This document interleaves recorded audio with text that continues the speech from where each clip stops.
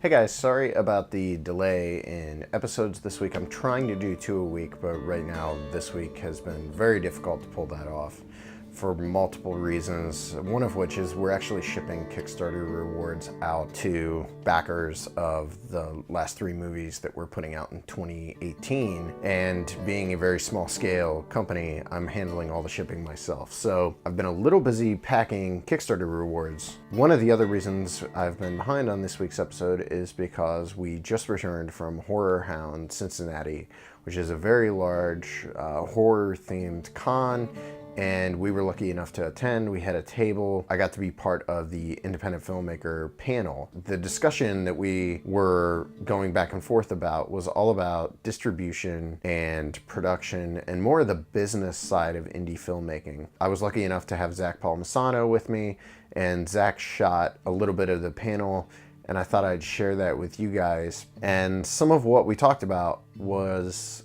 topics that are typically overlooked by independent filmmakers. So I thought it would be fun to include a little bit of that panel for you guys.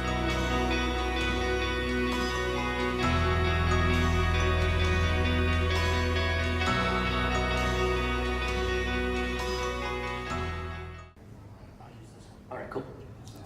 I don't have his level of energy at all. My name's Seth Breedlove, and I'm making I made the Flatwoods Monster documentary that's screening tomorrow at 1 p.m. Yay!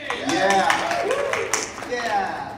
And I run Small Town Monsters, which is a independent film production company. We make documentaries about cryptids and the paranormal around the United States. Summer, and it was the #1 documentary on Amazon for 6 weeks straight. So obviously we just left it on there.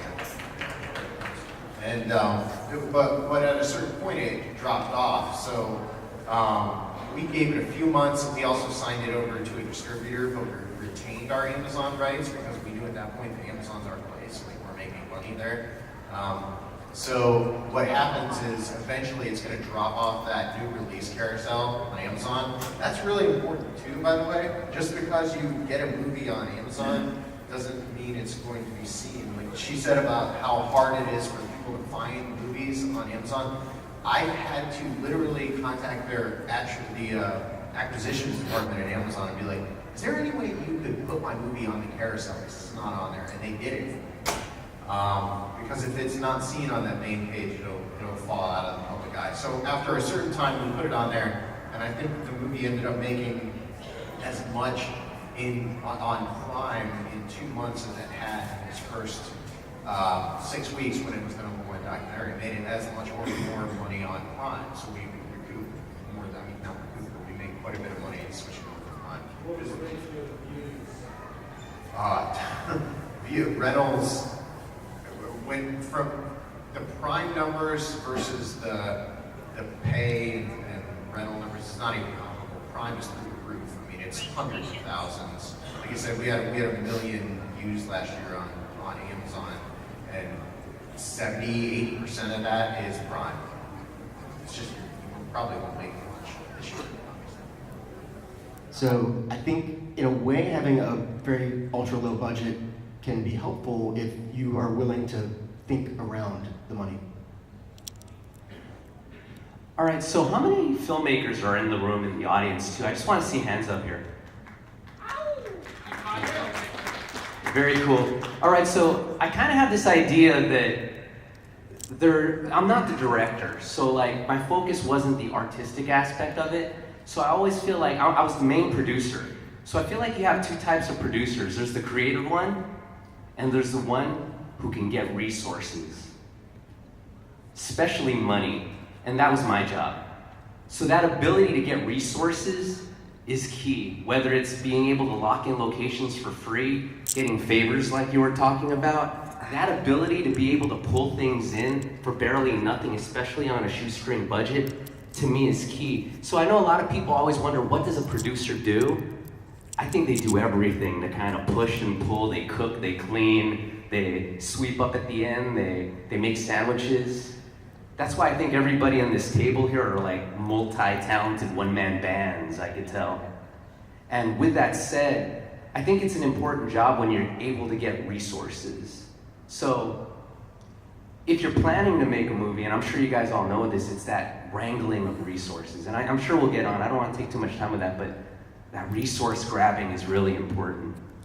Yeah, and I've had to play, I play actually both roles on our movie, so I'm director and producer, and my wife is acting as producer now, but basically that means she's making sure I'm not overspending, and that she is keeping track of our tax information, because what I do for a living, and the production company that we run is actually how we make a living. So, for me, there hasn't been any major cons when it comes to making low-budget film. We work around, we find ways to work with what we've got, and we have assembled a really insanely talented group of people to do what we do. Again, we're working in documentary world, so it's a little different and maybe a little easier even to get funding or to work with that low budget. But we've gathered friends together that are ridiculously talented illustrators and animators, CGI artists. We built a 13-foot tall monster robot on the Flatwoods Monster movie. My brother-in-law was like a welder, and he put it together. So I don't know that right now I'd even want to work with some massive budget. I enjoy what we're doing, so I don't see any cons to it. The main thing I could say when working on low-budget filmmaking is that everyone can only see what's in that little box, right? Which is their televisions or their screens or computers and now phones. So it's putting all of your resources into that and knowing that, listen, this is, you don't want to, the main thing about producing on any level is really knowing where to put those resources, where to put the money, because obviously if you have just a huge amount of money, you can just blow it and not put it into the right things. And that's the same thing if you have no money, you need to know where to put it. And I think that is one of the most important things. And again, it's those favors and asking all of those things and getting everybody to come together, because that's what makes low budget filmmaking really strive and go. And that's how you keep production value.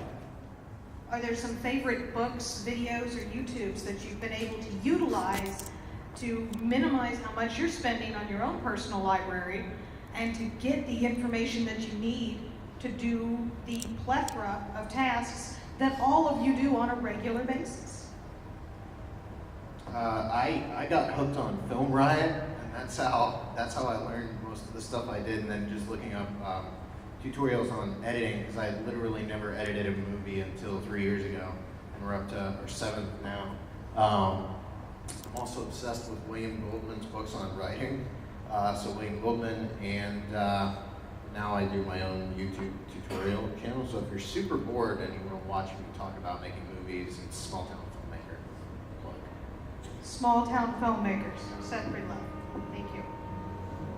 Overall, we had a great time at the con. We got to show the Flatwoods Monster to one of the first audiences in the world that's seen it.